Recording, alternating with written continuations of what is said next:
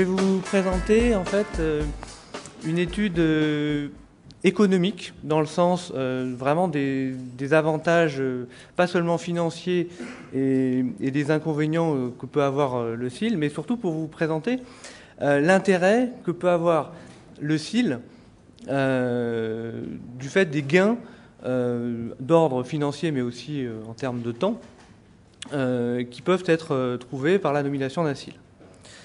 Alors, à première vue, évidemment, la nomination d'un CIL, c'est un coût. Parce qu'il y aura du temps de passer, etc. Et la question est de savoir si finalement, puisque la nomination du CIL est facultative, est-ce que, in fine, elle est rentable? Donc l'idée, c'est vraiment de comparer, dans la durée, les coûts et les gains de la désignation d'un CIL. Le périmètre étant le périmètre classique du CIL, c'est-à-dire à la fois les entreprises et les administrations, puisque vous savez que le CIL peut être nommé à la fois dans les entreprises et les administrations. Donc je vous propose de voir d'abord que la nomination d'un CIL est un investissement, donc un coût à divers postes, mais également que à la fin, on trouve véritablement un retour sur investissement du fait de l'action du CIL. Alors, la désignation du CIL, chronologiquement, je vous propose d'étudier de la désignation du CIL au temps qu'il consacre l'ensemble des postes de coûts, entre guillemets, que va avoir la désignation d'un CIL. Alors le premier élément à prendre en compte, c'est l'élément déclencheur. Qu'est-ce qui va déclencher dans une entreprise, dans un organisme public, la désignation d'un CIL? Et cet élément déclencheur, il peut avoir un coût réel ou un coût nul. Alors, le coût non nul, c'est d'abord le fait que dans l'entreprise, si elle respecte la loi, eh bien, il y aura un certain nombre de coûts associés aux déclarations. Plus l'entreprise est grande, plus elle a de déclarations à faire. Si l'entreprise crée souvent des nouveaux traitements, elle aura des déclarations à faire souvent, et ces déclarations vont évidemment être coûteuses sur le long terme. Autre possibilité, le CIL est nommé à l'issue d'une dénonciation, on va dire c'est tout un processus. Vous avez une dénonciation qui est faite à la CNIL ou au parquet. Alors dénonciation qui peut être le fait soit d'un concurrent, soit d'un particulier, personne intéressée. Et cette dénonciation peut conduire à un contrôle de la CNIL. À partir de là, le contrôle de la CNIL, lui, va pouvoir déboucher sur soit rien du tout, soit une condamnation. Condamnation de type administrative, donc maximum 150 000 €, ou une condamnation après transmission au parquet. Et là, on est dans des ordres de grandeur évidemment différents, puisque vous savez que le maximum est de 5 ans d'emprisonnement et 300 000 € d'amende, multiplié par 5 pour les personnes morales, ce qui nous mène à 1 500 000 € d'amende.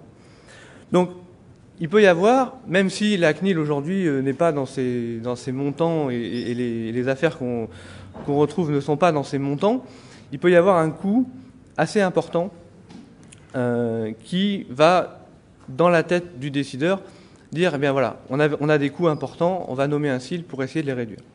Et puis il y a une autre possibilité, c'est le coût nul, où là c'est simplement une impulsion de la direction, une démarche qualité qui peut être imposée par des clients par exemple, ou tout simplement par la direction qui décide de se lancer dans une démarche qualité. Une sensibilisation réussie. Là, essentiellement, c'est une sensibilisation qui peut être faite par le RSSI, par la direction informatique, par le service juridique. Également, une sensibilisation qui peut être faite par la presse, c'est-à-dire que les dirigeants entendent parler du CIL par la presse, dans des colloques, etc., et se disent que finalement, il serait pas mal de désigner un CIL. Tout cela aussi pour anticiper les problèmes qu'on a vus tout à l'heure.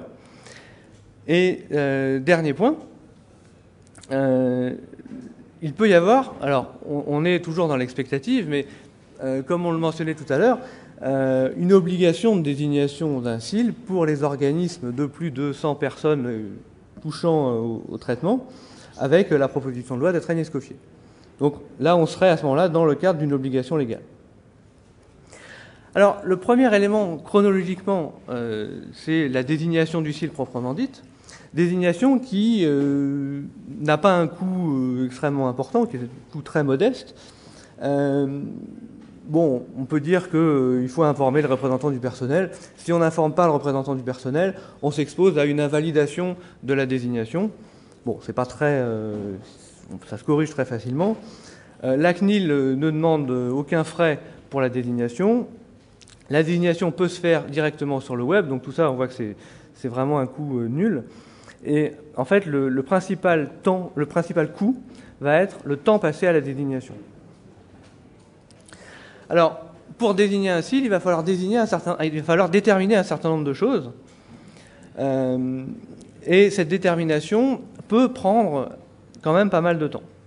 Donc, savoir déjà qui sera le responsable du traitement. Est-ce que ce sera l'entreprise, son dirigeant, un responsable un petit peu moins élevé dans la hiérarchie? Bon, c'est toujours quelqu'un d'assez élevé.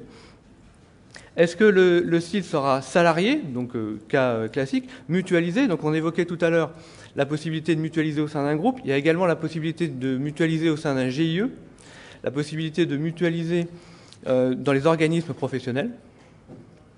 Et puis, savoir si on aura recours à un CIL externe pour les entreprises de moins de 50 personnes touchant au traitement. Il faut également déterminer si la désignation sera partielle, donc on l'évoquait tout à l'heure, désignation sur un certain nombre de traitements, générale, uniquement sur les traitements soumis normalement à déclaration, ou étendue sur l'ensemble des traitements, y compris les traitements soumis à autorisation. La CNIL demande également dans le formulaire de déclaration, dans le formulaire de désignation, combien de personnes approximativement sont chargées de la mise en œuvre des traitements ou ont directement accès au traitement. Donc il faut également faire une recherche pour déterminer ces nombres et également déterminer les mesures qui seront mises en place pour accompagner la désignation du CIL, ces mesures étant des mesures d'information, de communication, véritablement de formation, d'organisation interne, vraiment d'organiser les fonctions. Et ce n'est pas quelque chose qu'on peut faire en 5 minutes. Et donc ça prend beaucoup de temps, ça prend un certain temps. Et donc évidemment c'est un poste de coût. Ensuite, le CIL, une fois désigné, doit être formé. Donc il faut qu'il se forme au droit quand il est informaticien, il faut qu'il se forme à l'informatique quand il est juriste. Bon, en général, c'est plutôt les informaticiens qui se forment au droit, mais enfin bon, c'est un partage à peu près à égalité avec un petit peu plus d'informaticiens. Donc pour la formation, il y a les sensibilisations évoquées par Mathias Moulin, organisées par la CNIL, donc une journée en général avec plusieurs modules. Et il y a également de plus en plus les organismes de formation qui se lancent sur le marché du CIL et qui investissent donc ce marché. On le voit en une année, de nombreux organismes se sont lancés sur ce créneau avec des durées et des coûts évidemment variables puisque les formations peuvent aller de 2 jours à une année complète de formation pour certains, avec donc un coût proportionnel. Certains organismes proposent également des formations personnalisées. Donc à ce moment-là, vous expliquez un petit peu quelle est votre problématique, par exemple une problématique de santé, une problématique de ressources humaines, et vous avez une formation qui est adaptée à vos besoins. Les cabinets d'avocats également se lancent dans la formation de CIL, mais avec une approche très juridique, pas forcément une approche pratique et technique. Alors le CIL, évidemment, a besoin d'être formé dès son entrée en fonction, mais il a aussi besoin de se former au cours de ses fonctions. Ça, c'est l'accompagnement. Donc, on évoquait le service CIL de la CNIL, qui est donc un service gratuit. Il y a également des hotlines, ou ce que certains appellent de l'infogérance, avec un coût qui est généralement un abonnement. Alors parfois, certains répondent à la question, mais globalement, c'est un abonnement qui court sur une année et qui dépend de la taille de votre entreprise, du nombre de traitements que vous gérez. Donc il y a aussi une possibilité d'accompagnement. Alors ensuite, il faut organiser l'action du SIL. Et là, je vous ai mis un petit peu tout ce qui tourne autour du SIL. Donc le SIL doit être en contact direct avec le responsable du traitement, puisqu'il obtient d'une certaine manière les traitements du responsable du traitement, il informe, il conseille le responsable du traitement. Le responsable du traitement peut être la direction générale, parfois les deux sont la même chose, ou alors le SIL peut avoir à gérer directement des choses avec la direction générale. Il faut qu'il voit avec la direction informatique, le RSSI, les techniciens, les administrateurs système. Il faut également organiser les relations avec la direction juridique. Il se peut que dans certaines entreprises, on crée des relais informatique et liberté qui seront nécessaires pour faire passer le message informatique et liberté et pour récupérer de l'information. Donc, encore une fois, des gens à nommer et donc un coût important. Et puis, bien sûr, organiser les relations avec la CNIL et les personnes concernées et les personnes intéressées. Finalement, le temps consacré aux fonctions est le poste qui prend le plus de temps, enfin le plus d'argent dans la fonction de SIL, puisqu'il faut à la fois qu'il recense les traitements. Et recenser les traitements, c'est les 3 premiers mois, faire la liste des traitements, mais également, une fois que les 3 mois sont passés, qu'on a fait la liste, savoir quels sont les traitements qui ont été créés, supprimés, les traitements obsolètes, les autorisations qu'il faudrait faire, etc. Donc c'est un travail qui prend un certain temps. Il faut qu'ils se tiennent informés, mettre en place des veilles, s'abonner à des revues informatiques, juridiques, savoir un petit peu quels sont les projets de loi, les propositions de loi, les positions de la CNIL sur certains sujets. Tout ça lui demande du temps et il faut qu'il organise sa veille.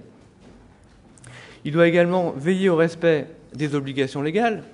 Il peut organiser un audit informatique et liberté. Donc, encore une fois, du temps de préparation, du temps au moment où l'audit sera réalisé. Il faut qu'ils reçoivent les demandes et les réclamations pour après les transmettre aux responsables du traitement ou aux personnes concernées dans l'entreprise. Et là, il faut aussi qu'ils soient capables de juger de la légalité des demandes, des droits d'accès, de demandes d'information, etc. Il faut qu'il ait une action de conseil et de sensibilisation, qu'il donne son avis sur la charte informatique, qu'il organise des sessions. Donc, encore une fois, c'est du temps d'organisation, de faire des guides informatique et liberté à destination des salariés de l'entreprise, notamment. Et puis, il faut qu'il se prépare à l'éventualité d'un contrôle de la CNIL, parce que ça peut toujours arriver. La CNIL fait des contrôles plus ou moins aléatoires, et vous pouvez toujours, même si vous avez un SIL, avoir un contrôle de la CNIL, et il est du rôle du SIL de s'y préparer. Et quand le contrôle arrive, eh bien, le SIL est là pour assister le responsable des traitements. Dernier point qui prend un peu, pas beaucoup de temps, mais enfin qu'il faut faire quand même, c'est la rédaction du bilan annuel, puisque vous savez que le SIL a un bilan annuel à rédiger chaque année. À partir de là, le SIL doit dégager des plages de travail où il va se consacrer à ses missions de SIL. Alors en général, c'est un poste à temps partiel, donc il faut qu'il s'organise, puisqu'il est libre de s'organiser comme il veut, mais il faut qu'il s'organise pour dédier un certain temps à ses fonctions. Et dans certaines grandes structures, on disait 90%, le SIL est un poste à plein temps, mais enfin, c'est quand même un cas qui est très rare, et la plupart du temps, le SIL est vraiment... en fait, il prend d'une certaine manière du temps sur son travail qu'il faudra compenser par la nomination de quelqu'un d'autre pour faire le travail qu'il ne peut plus faire en étant SIL. Et dans tous les cas, c'est une personne qui connaît très bien l'entreprise, qui a potentiellement de l'ancienneté, des compétences, donc qu'on va payer relativement cher. Donc le temps qu'il va passer aux fonctions de SIL va être du temps qui va générer des coûts relativement importants. Dernier point, on a vu que dans les petites structures, donc moins de 50 personnes touchant au traitement, le SIL externe était possible. À ce moment-là, c'est un coût d'externalisation où on va payer essentiellement au nombre de traitements, à la taille de l'entreprise, sachant que la première année, puisqu'il faut faire le recensement de la liste des traitements, ce sera plus cher que les années suivantes. Enfin, dernier point de coût pour le SIL, le respect des obligations légales. Alors là, vous allez me dire, c'est peut-être pas un coût, parce que dans certaines entreprises, quand vous nommez un SIL, vous vous rendez compte qu'il y a potentiellement des problèmes, des données qui ne sont pas forcément adéquates, pertinentes, qui sont peut-être excessives, des zones de libre commentaire qui contiennent des données pas forcément adéquates, des durées de conservation excessives, et le SIL va vous demander de faire le ménage là-dedans. Et évidemment, d'un point de vue, par exemple, commercial, vous allez lui dire, oui, mais moi, ça ne m'arrange pas d'effacer telle ou telle donnée. Donc, bon, c'est un coût peut-être commercial. D'un autre côté, il s'agit de respecter la loi, donc est-ce que c'est vraiment un coût? Donc, voilà pour les postes de coût du SIL, qui sont réels, mais qui ne sont pas, on l'a vu, bon, ça prend du temps, certes, mais enfin, il n'y a pas de coût financier énorme. En revanche, l'action du SIL apparaît comme un véritable retour sur investissement. Pourquoi? Parce qu'on va alléger les formalités, on va pouvoir dormir tranquille, et ça c'est quand même important, on va disposer d'un conseil en interne, et on va pouvoir se lancer dans une démarche qualité et finalement lisser les coûts sur la durée. Donc alléger les formalités. Ben oui, parce que ce qu'on a vu, c'est que quand on désigne un SIL, eh bien, on n'a plus à faire les formalités de déclaration. On a une dispense, article 22 de la loi de 78, et à partir de là, eh bien, tout le temps qui était passé à déclarer les traitements, eh bien, peut être passé à autre chose. D'autant que souvent c'est un service non spécialisé qui procédait aux déclarations, et donc lui il va pouvoir accomplir les missions qui lui sont imparties. Donc finalement c'est un gain de temps, et on peut noter que dans certaines grandes structures, eh bien, il y a tellement de traitements, et on n'a pas forcément déclaré les traitements au fil de l'eau, et on a beaucoup de traitements en retard. Et finalement, on se dit, si on déclarait tout à la CNIL, peut-être qu'on la submergerait un petit peu, peut-être que nous, on n'arriverait pas à faire toutes les déclarations. Et finalement, la nomination d'un SIL, ça permet de résoudre le problème, puisqu'on n'aura pas de déclaration à faire. Et ça arrange un petit peu la CNIL, puisque voilà, vous avez la liste des traitements à faire, mais vous n'avez pas de déclaration officielle à faire. Alors juste un point pour noter que le SIL ne peut pas être désigné quand on prévoit des transferts en dehors de l'Union européenne, et qu'il reste les formalités d'autorisation à accomplir. Alors le point le plus important quand on nomme un SIL, finalement, c'est que on peut dormir tranquille. Et ça, c'est quand même quelque chose de très appréciable, notamment pour un dirigeant ou un chef de service. Alors, la démarche, finalement, c'est de commencer par faire un audit informatique et liberté. Le SIL arrive, et puis, bon, c'est son rôle, il fait un audit informatique et liberté. On va vérifier que tout est conforme. Donc, c'est une démarche qu'il engage au-delà du recensement des traitements dans les premiers mois. Alors là, on fait appel à des auditeurs, soit des auditeurs internes dont le SIL peut être membre, soit des auditeurs externes par un prestataire spécialisé. Et on peut par exemple appliquer les normes ISO 19011. Enfin bon, on a un audit classique. Alors juste un point, il est important de faire attention aux compétences de l'auditeur, puisque le point n'est pas complètement tranché, mais est-ce qu'un audit informatique et liberté relève du conseil juridique? C'est pas forcément évident. Vous savez que la loi du 31 décembre 1971 réserve plus ou moins le conseil juridique aux avocats, sauf exception, article 54 de la loi. Être attentif sur ce point. Il y a un moyen très simple de ne pas se poser la question, c'est de faire réaliser par le service juridique de l'organisme un référentiel informatique et liberté, donc qui va être un référentiel par rapport à la loi, mais qui ne va pas être la loi, et de faire auditer la conformité des traitements à ce référentiel. Et à ce moment-là, vous auditez pas par rapport à la loi, donc vous ne faites pas de conseil juridique. Enfin, il y a un projet de labellisation des audits informatiques et liberté qui est en cours à la CNIL, qui a été lancé en mai 2010. Mais pour l'instant, on ne prévoit pas de certificat émis par la CNIL, ce qui serait quelque chose de très appréciable, qu'on puisse dire, voilà, vous êtes certifié par la CNIL. Donc, on a des gains immédiats avec cet audit informatique et liberté. On identifie les traitements avec précision et exhaustivité, et on a l'ensemble des points de non-conformité légale. À partir de là, on va se lancer dans une démarche de mise en conformité informatique et liberté. Donc là, je ne vais pas vous faire la liste, mais c'est toutes les obligations du responsable du traitement qui vont pouvoir être contrôlées, vérifiées et réalisées au besoin. Donc la finalité du traitement, la durée de conservation, l'organisation de l'information des personnes, etc. Et puis, finalement, ça va générer des gains, cette mise en conformité informatique et liberté. On va développer son activité sur des bases saines. On peut développer une culture de conformité légale au sein de l'organisme. Donc à partir de là, on va se développer sans avoir l'épée de Damoclès au-dessus de soi, de se dire qu'est-ce qui se passe parce que je ne suis pas conforme, qu'est-ce qui peut m'arriver. On va réduire le risque de dénonciation à la CNIL ou au parquet. Donc c'est quand même important. Et on ne va pas craindre un audit de type SOX ou autre, parce qu'on va avoir mis en place les procédures de conformité légale.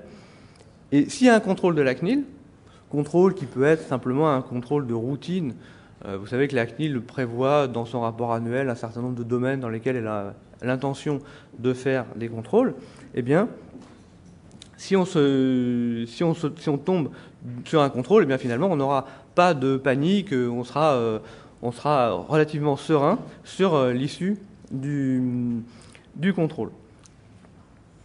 Donc, en pratique, on voit que les organismes qui ont nommé un CIL, eh bien, ceux qui ont été contrôlés n'ont pas eu de non-conformité majeure, ont pu régulariser très vite, et finalement, il y a très peu de condamnations, mais il n'y a pas eu de condamnation. Donc, on fait des économies à moyen terme, et finalement, on risque beaucoup moins de mauvaise publicité grâce à la conformité légale, et donc on peut dormir tranquille. On dispose également d'un conseil en interne, puisque le CIL, pour ses fonctions, peut remplacer les conseils d'un avocat. Donc, coût évident, on n'a pas à payer un avocat. Ça devient une référence dans l'organisme. C'est ce que certains appellent un nouveau commissaire aux données, qui peut aider le service juridique et qui est un véritable relais avec la CNIL et avec le service dédié de la CNIL qui, effectivement, répond relativement vite. Pour l'avoir testé, on a des réponses quand même. Ils nous disent 4 semaines, mais c'est souvent moins. Donc finalement, ce poste-là génère des économies qui peuvent être importantes et beaucoup de temps. Le temps qu'on aurait mis à obtenir des réponses de la part d'un avocat, par exemple, finalement, on a les réponses très rapidement. C'est aussi une démarche qualité, puisqu'on peut se lancer à partir du CIL dans une démarche globale, que ce soit une démarche d'amélioration continue, que ce soit une démarche ISO 27001, ISO 9001, plus tard 29100. Et cette démarche qualité, finalement, on a des gains en termes d'image, et on peut gagner des contrats grâce aux certifications qu'on a obtenues. Donc pour résumer, on voit qu'avec le CIL, finalement, qui est la barre verte, on lisse les coûts par rapport au cas où on n'a pas de CIL, puisque quand on n'a pas de CIL, les formalités c'est un coût, le contrôle de la CNIL, les sanctions, c'est des coûts épisodiques, mais qui sont beaucoup plus importants que le coût du CIL sur la durée. Donc, en conclusion, les coûts, ils existent, ils sont réels. C'est principalement du temps passé aux fonctions. On peut les quantifier relativement bien, mais ça reste relativement limité. En revanche, les gains, on a des gains de temps qui compensent les pertes de temps du CIL dans la phase coût. On a des économies à moyen terme. On a une tranquillité d'esprit, on dort tranquille. Une meilleure image, on gagne des contrats. Et ce sont des gains plus difficiles à quantifier, c'est plus subjectif, mais enfin c'est réel. Et finalement, le cadre de la loi informatique et liberté, ce n'est pas un cadre qu'on peut voir comme contraignant, mais véritablement une opportunité à saisir pour les entreprises. Voilà, je vous remercie.